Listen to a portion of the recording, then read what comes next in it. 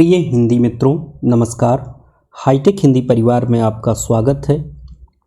एक नए महत्वपूर्ण और ज़रूरी वीडियो के साथ आज हम पुनः उपस्थित हैं। आज की इस वीडियो में चर्चा की जाएगी एक अति महत्वपूर्ण कहानी की, एक अति महत्वपूर्ण कथा लेखिका की, जिसे हिंदी की अग्रणी कहानीकारों में अग्रणी महिला कथा लेखन के क्षेत्र में जाना जाता है। आप सब परिचित हैं कृष्णा सोबती से। आज हम कृष्णा सोबती के द्वारा लिखी गई महत्वपूर्ण कहानी सिक्का बदल गया है की बात करेंगे। हाईटेक हिंदी के द्वारा लाए जाने वाला हर वीडियो आपके लिए बहुत खास होता है, तो इस वीडियो में आपके लिए क्या खास है? इस वीडियो में आप कृष्णा सोबती का जीवन परिचय जान पाएंगे। कृष्णा सोबती का जन्म मृत्यु, कृष्णा सोबती ने कौन महत्वपूर्ण पुस्तकें लिखी हैं, परीक्षा के लिहाज से जो महत्वपूर्ण है उनको जान पाएंगे। सिक्का बदल गया है कहानी के कथ्य को जानेंगे। कहानी की भाषा के संबंध में हम बात करेंगे।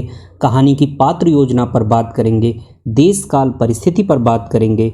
उद्देश्य और निष्कर्ष जो कहानी का सबसे महत्वपूर्ण हिस्सा है और जो आपको हाईटेक हिंदी के माध्यम से अति सरल तरीके से समझाया जाएगा, उसको आप जान पाएंगे। कहानी पाठ्यक्रम में क्यों शामिल की गई ये जानना बहुत ज़रूरी है। आप सबको पता है कि देश विभाजन हिंदुस्तान के लिए एक बहुत महत्वपूर्ण और अविस्मरणीय घटना है। यह एक ऐसी घटना है, यह एक ऐसी पीड़ा है, यह एक ऐसा दर्द है जो भुलाए नहीं भूलता, खास करके उन लोगों के लिए जिन्होंने उस दौर को जिया है। उनमें से एक महत्वपूर्ण कथा लेखिका कृष्णा सोबती ने भी उसे जिया है।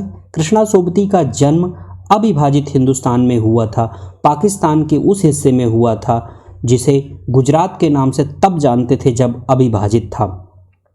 तो कहानी इसलिए चयनित की गई है ताकि आप विभाजन और विभाजन से उत्पन्न हुई त्रासदी, उससे उत्पन्न हुई सामाजिक परिघटनाओं और उस समय के जो समाज था उनके लोगों की मनः स्थिति को आप जान पाएँ। प्रश्न कहाँ से पूछे जाएंगे ये जानना बहुत ज़रूरी है। तो प्रश्न पूछे जाएंगे कहानी के कथ्य से, कहानी की भाषा से और कहानी के पात्र से।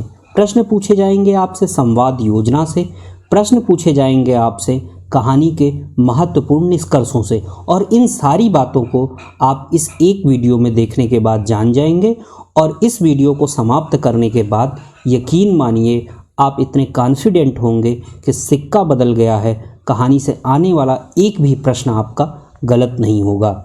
सबसे पहले हम कृष्णा सोबती का परिचय जानते हैं। कृष्णा सोबती का जन्म 18 फरवरी 1925 गुजरात में हुआ था, जो पहले पाकिस्तान का हिस्सा हुआ करता था। मृत्यु हुई इनकी हाल के दिनों में 25 जनवरी 2019 नई दिल्ली में। उपन्यास लिखे इन्होंने सूरजमुखी अंधेरे में, परीक्षा में बहुत पूछा जाता है, जिंदगी नामा, दिलोदानिश, समय सरगम, गुजरात पाकिस्तान से गुजरात हिंदुस्तान, जैनी, मेहरबान सिंह और चन्ना, लंबी कहानियों के रूप में डार से बिछड़ी, मित्रों मरजानी, यारों के यार, तीन पहाड़ और ये लड़की नाम की लंबी कहानियाँ लिखी। कहानी संग्रह बादलों के घेरे में, संस्मरण हम हसमत 4 भागों में है। सोबती एक सोहबत के नाम से भी इन्होंने संस्मरण लिखे। यात्रा संस्मरण की अगर बात की जाए तो बुद्ध का कमंडल लद्दाख। कृष्णा सोबती ने ढेर सारी यात्राएं की थी अपने जीवन काल में। प्रकृति प्रेमी थी कृष्णा सोबती और ऐसे में उन्होंने यात्रा संस्मरण लिखा, बुद्ध का कमंडल लद्दाख से उन्हें विशेष प्रेम था। आलोचना, मुक्तिबोध, एक व्यक्तित्व सही की तलाश में, ये इनकी द्वारा लिखी गई आलोचना की पुस्तक है। अन्य पुस्तकों की अगर बात करें तो शब्दों के आलोक में, सोबती वैद्य संवाद, लेखक का जनतंत्र, मार्फत दिल्ली, ये कुछ इनकी अन्य महत्वपूर्ण कृतियां हैं। एक ज़रूरी बात हम आपसे और करना चाहेंगे कि आपसे एक विनम्र निवेदन है कि इस वीडियो को शेयर ज़रूर करें। आप बहुत कम शेयर करते हैं और यकीन मानिए अगर आप इन वीडियोज़ को अपने ज़्यादा से ज़्यादा मित्रों तक शेयर करेंगे, हम करते हैं, लगभग सारे प्लेटफॉर्म पे करते हैं, लेकिन हमारी पहुंच सीमित है। आप सब जो है अपने 4, 6, 10 मित्रों को, खास करके उन मित्रों को जो हिंदी पढ़ते हैं, जो इंटरेस्टेड हैं और जो प्रतियोगी परीक्षाओं को लेकर सीरियस हैं, उन तक आप ये वीडियो ज़रूर शेयर करें। इसको शेयर करने से आपके अंदर एक अच्छा भाव होगा और जो आपका मित्र होगा वह भी जो है एक ग्रेटिट्यूड फील करेगा। तो ये जो है आप शेयर ज़रूर करें। आइए हम कहानी के महत्वपूर्ण पात्रों की अगर बात करें तो इस कहानी में सिर्फ और सिर्फ एक पात्र है जो बहुत महत्वपूर्ण है और उसका नाम है साहनी, और दूसरा जो पात्र है सेरा।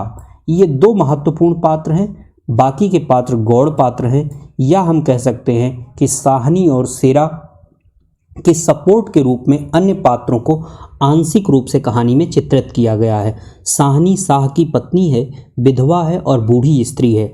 शाह जी जो हैं वे गांव के रईस हैं, और इस कहानी में शाह जी को साहनी के पति के रूप में दिखाया जरूर गया है, लेकिन इसे विधवा के रूप में दिखाया गया, यानी शाह जी की मृत्यु हो जाती है। सेरा साहनी का नौकर है और वंचित पात्र के रूप में से दिखाया गया है। हुसैनी या हुसैना नाम से सेरा की पत्नी को दिखाया गया है। दाऊद खां को थानेदार के रूप में दिखाया गया है, गांव के थानेदार के रूप में। बेगू पटवारी नाम का एक पात्र है और मुल्ला इस्माइल नाम का ग्रामवासी है। तो इस प्रकार कुछ महत्वपूर्ण पात्र हैं, लेकिन कहानी के केंद्र में जो पात्र है वह है साहनी। कथासार की अगर बात करें तो कथा कुछ इस प्रकार होती है, उसे हमारे शब्दों में अगर कहा जाए तो इस प्रकार कहा जाएगा कि खद्दर की चादर ओढ़े, हाथ में माला लिए साहनी जब दरिया के किनारे पहुंची तो पाँव फट चुकी थी।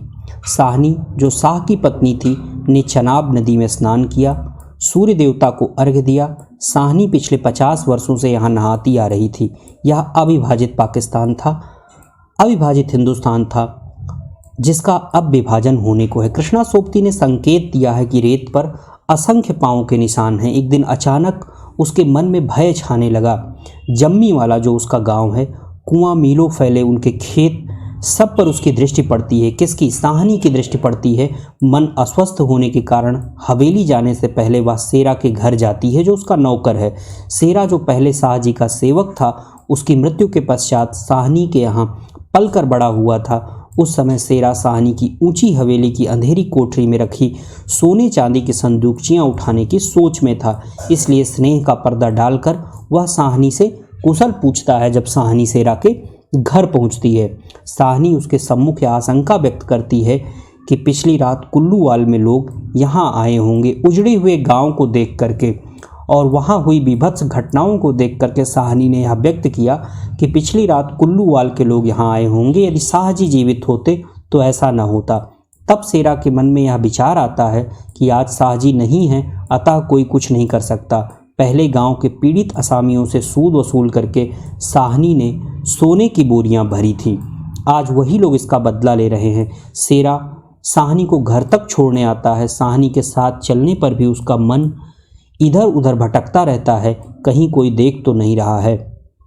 साहनी की बड़ी हवेली लूटने के लिए पूरा का पूरा गांव खड़ा दिखाई देता है। बीती ही रात इस बड़ी हवेली को लूट लेने की बात तय हुई थी। साहनी सब कुछ जानती थी। उसने उन लोगों को बात करते हुए भी सुना था, किंतु सब कुछ जानकर भी वो अनजान बनी हुई थी, क्योंकि आज वो बात नहीं थी। अब सिक्का बदल गया था। रसूली के सूचित करने पर कि ट्रकें आ गई हैं। अब उसे उनकी योजना अनुसार हवेली को छोड़कर चले जाना है। साहनी किसी को बुरा भला न कहकर, किसी पर दोषारोपण न करके हवेली से बाहर निकलती है। थानेदार दाऊद खां उसके पास आकर कहता है कि हवेली छोड़ने से पहले यदि वो अपने साथ कुछ लेना चाहे तो ले सकती है, किंतु साहनी अपनी ही संपत्ति में सोना चांदी पैसा कुछ भी लेकर चलने से इनकार कर देती है। वहाँ खड़े सारे लोग जो कभी उसके इशारे पर नाचते थे, जिन्हें कभी उसने अपने नातेदारों से कम नहीं समझा, आज उनमें से कोई उसका अपना नहीं है। आज उन गांव वालों की भीड़ के बीच भी वह अकेली है, बिल्कुल अकेली है। बेगू पटवारी और मुल्ला इस्माइल जैसे लोग साहनी के पास खड़े होकर उससे नजरें नहीं मिला पाते। सेरा आकर कहता है बहुत देर हो रही है। यह सुनकर साहनी चौंक पड़ती है। उसका मन आहत हो उठता है। किसी समय वह इस हवेली की रानी थी, मालकिन थी। आज उसे अपने ही घर में देर हो रही है। आंखों से आंसू पोंछकर वह शांत मन से हवेली की ड्योढ़ी को पार करती है। भीगी पलकों से हवेली की कुलवधू आज उसके अंतिम दर्शन कर प्रणाम करती है। साहनी ट्रक की ओर चल देती है। उसका बड़ा सा भवन पीछे छूट जाता है। सिक्का पलट जाने पर जो लोग बूढ़ी साहनी को अपने पास ना रख सके, उन सभी को जाते हुए भर्राए गले से साहनी ने आशीर्वाद भी दिया। ईश्वर उनका भला करे, उन्हें सलामत रखे। ट्रक में बैठने पर सेरा साहनी के पांव छूते हुए कहता है कि वह कुछ नहीं कर सकता, क्योंकि राज बदल गया है, सिक्का पलट गया है। साहनी के लिए सिक्का नहीं बदलेगा, क्योंकि वह उसे गांव में ही छोड़कर जा रही है। रात को कैंप में पहुंचकर भी उसके मन में यह प्रश्न उठता है कि सिक्का क्या बदलेगा। वो खुद सब कुछ छोड़कर आई है। ट्रकें अब तक भर चुकी थीं। साहनी ने उठती हुई हिचकी को रोककर रूधे रूधे गले से कहा, रब तुहानू सलामत रखे बच्चा, खुशियां बख्शे। वह छोटा सा जनसमूह रो पड़ा। दाऊद खां विचलित होकर देख रहा था इस बूढ़ी साहनी को। कहाँ जाएगी अब वह? साहनी, मन में मैल न लाना, कुछ कर सकते तो उठा न रखते, वक़्त ही ऐसा है। राज पलट गया, सिक्का बदल गया। तो ये इस प्रकार कहानी का कथासार रहा। कहानी से आपसे कथोपकथन या कथासार नहीं पूछा जाएगा। कहानी में आपसे पूछी जाएगी कहानी की संवाद योजना। संवाद दिए जाएंगे और ये पूछा जाएगा कि ये किस कहानी से संबंधित है। यहाँ देखिए, कथाकार जो है कृष्णा सोबती, उन्होंने वक्त लिखा है, इसे इन्वर्टेड कामा में बंद किया है और क्वेश्चन मार्क लगाया है। यानी वो ये बताना चाह रही हैं कि इस पर पाठक जो है वो जोर दे कि वक्त किस प्रकार बदलता है, वक्त किस प्रकार करवट लेता है, विभाजन किस प्रकार होता है और विभाजन से उत्पन्न त्रासदी किस प्रकार होती है। उसमें एक विधवा स्त्री का जीवन और उसका वर्तमान किस प्रकार बदलता है, इसका बखूबी चित्रण किया गया है कहानी में। साहनी अपनी गीली आंखों से हंस पड़ी। दाऊद खां, इससे अच्छा वक्त देखने के लिए क्या मैं जिंदा रहूंगी? ये व्यंग है। कहानी में अगर व्यंग के माध्यम से चीज़ें कही जाती हैं तो कहानी और सशक्त बनती है। किसी गहरी वेदना और तिरस्कार के साथ साहनी ने कहा था। दाऊद खां निरुत्तर था। साहस कर बोला, साहनी, कुछ नकदी जरूरी है। ये जो दाऊद खां है, जो उसका मातहत है, जो गांव का थानेदार है, वो उस साहनी से कह रहा है कि कुछ नकदी जरूरी है, जिसके यहाँ ये लोग खा करके पलते बढ़ते थे। एक अमीर, एक अभिजात्य व्यक्ति से दाऊद खां इस प्रकार की बात कह रहा है और इसका जवाब होता है कि नहीं बच्चा, मुझे इस घर से साहनी का गला रूठ जाता है। नकदी प्यारी नहीं है, यहाँ की नकदी यहीं रहेगी। इस प्रकार की बात साहनी कहती है और ये इस संवाद योजना को कहानी में ला करके जो है कृष्णा सोबती ने कहानी को और पुष्ट किया है। इस्माइल ने आगे बढ़कर भारी आवाज़ से कहा है, साहनी, कुछ कह जाओ। तुम्हारे मुंह से निकली आशीष झूठ नहीं हो सकती है। और अपने साफे से आंखों का पानी पोंछ लिया। साहनी ने उठती हुई हिचकी को रोक रोक करके आशीर्वाद दिया था। ये हमने पहले ही आपको बता दिया। साहनी, मन में मैल ना लाना, ये भी बात हमने आपको बताई कि किस प्रकार राज बदलने पर, चीज़ें बदलने पर, प्रशासन बदलने पर, तंत्र बदलने पर लोग किस प्रकार बदल जाते हैं, किस प्रकार की मजबूरियां होती हैं उनके सामने, किस प्रकार की उनकी ज़रूरत होती है। इन सब को कहानी के अंदर चित्रित किया गया है। रात को साहनी जब कैंप में पहुंचकर ज़मीन पर पड़ी हुई लेटे लेटे आहत मन से सोचा, राज पलट गया है, सिक्का क्या बदलेगा, वह तो मैं वहीं छोड़ आई। और शाह जी की साहनी आंखें गीली हो गई हैं। आसपास के हरे हरे खेतों से घिरे गांव में रात, ये देखिए यहाँ लिखा गया है, रात खून बरसा रही थी। यानी कि किस प्रकार की बीभत्स त्रासदी घटित हो रही थी विभाजन के बाद, उसकी बात इस कहानी में संवाद योजना के माध्यम से की गई है। शायद राज पलटा भी खा रहा था और सिक्का बदल भी रहा था। तो इस प्रकार ये रही कहानी, इसकी संवाद योजना जो आपसे परीक्षा में पूछी जाएगी। परीक्षा में आपसे पूछा जाएगा कहानी के महत्वपूर्ण निष्कर्ष और मुख्य बातें। प्रतीकात्मक कहानी है या सिक्का बदल गया, सीधे सीधे कुछ नहीं कहा गया है। कहानी में प्रतीक के माध्यम से ये बताया गया है कि विभाजन कितना त्रासदी है। प्रतीकात्मक कहानी के माध्यम से विस्तृत यथार्थ का उद्घाटन किया गया है, जो पहली मुख्य बात है। दूसरी बात यह है कि समाज की मानसिकता में परिवर्तन लाने वाले कारक को, देश विभाजन जो ये है, इसका चित्रण बखूबी किया गया है। किस प्रकार समाज की मानसिकता बदलती है, किस प्रकार शेरा जो उसका नौकर है उसकी मनः स्थिति बदलती है।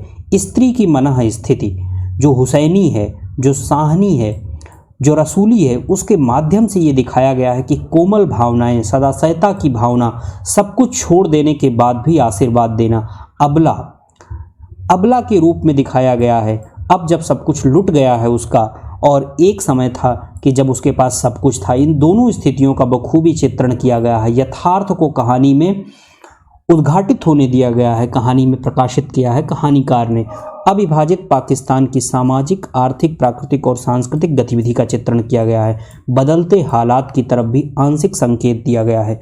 भाषाई अस्मिता, भाषाई अस्मिता की बात क्यों की जा रही है? इसमें पंजाबी के शब्द आपको कहानी में खूब मिलेंगे और इसीलिए कृष्णा सोबती की कोई भी कहानी पढ़ने पर एक नार्सिसिज्म का भाव जो उनका लोक होता है वो उनकी हर कहानी में चित्रित होता है। लोक रंग का उद्घाटन भी आपको देखने को मिलता है कि किस प्रकार गांव के सारे लोग साहनी को छोड़ने के लिए आते हैं उस ट्रक के पास। जीवंत है कहानी, रोचक और मार्मिक संवाद योजना के माध्यम से कहानी को परिचालित किया गया। कथा में निरंतरता, उत्सुकता और प्रश्नाकुलता को प्रेषित करने में कहानीकार को सफलता मिली है। भारत विभाजन का दर्द, भारत विभाजन का दर्द, धार्मिकता और सांप्रदायिकता का घिनौना सच चित्रित करने में कथा लेखिका को अद्भुत सफलता मिली है। संतान होते हुए भी संतान सुख से वंचित, इसमें यह दिखाया गया है कि साहनी जो पात्र है उसके पुत्र है, लेकिन पुत्र को पढ़ा लिखा करके उसने शिक्षित कर दिया है, बड़ा बना दिया है, वह अमीर है और उससे कहीं दूर रहता है, तो इस प्रकार उसे संतान सुख नहीं मिलता है। पलायन की पीड़ा तो वह झेल ही रही है विभाजन के बाद, और पलायन और विस्थापन की पीड़ा का दर्द एक विधवा स्त्री के लिए क्या हो सकती है उसका चित्रण किया गया है। अमीर से एकाएक गरीब होने के पीछे की त्रासद सच्चाई, गरीब और शोषित के जागृत होने की सुखबुगाहट भी दिखाई गई है।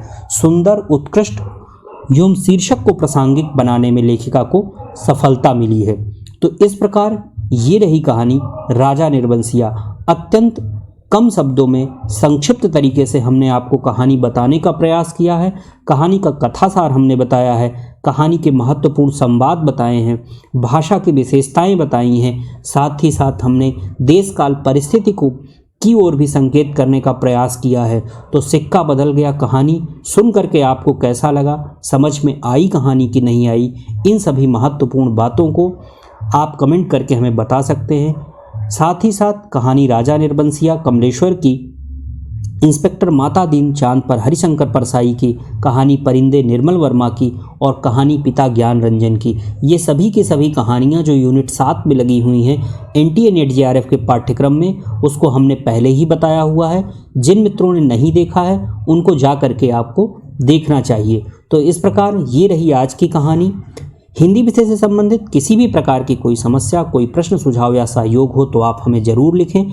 इस कहानी के बारे में, कहानी सिक्का बदल गया जो कृष्णा सोबती की है, इस कहानी को सुन करके आपको कैसा लगा, कहानी के बारे में आप अपनी राय कमेंट करके हमें ज़रूर बताएं और शेयर ज़रूर करें। अगले वीडियो के साथ हम मिलते हैं, तब तक के लिए धन्यवाद।